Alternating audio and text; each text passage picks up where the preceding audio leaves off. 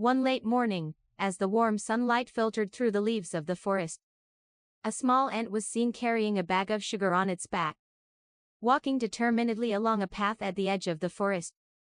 Along the path were trees of various kinds, blooming flowers, and swarms of insects and bees buzzed around.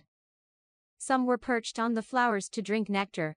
Along the way that the little ant was walking through, there was a fluffy little bear sitting on a large, curved branch, acting mischievous by reaching into a round honeycomb on the tree.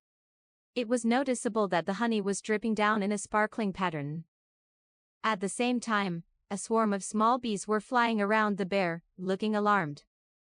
The honeycomb that the little bear was happily reaching into had golden yellow honey dripping down to the ground below. As the little ant passed by, it stopped and stood there watching with a puzzled look on its face, because it happened to glance at a little bear on a high branch, happily gossiping about honey that was spilling onto the ground.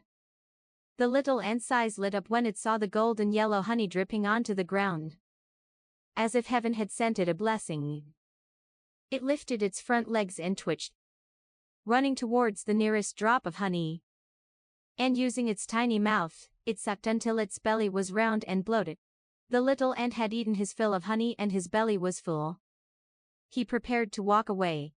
Eating too much honey made him walk slowly and limping. As the little ant was preparing to leave, he had not yet escaped the area of the dripping honey.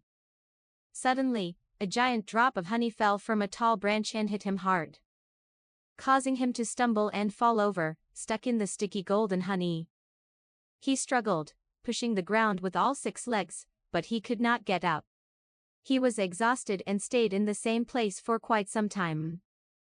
In the late afternoon, the sun was weak, until a swarm of bees swooped down and quickly sucked the honey around the ant. The bees flew in a spiral, absorbing the honey on the ant's body until it was reduced.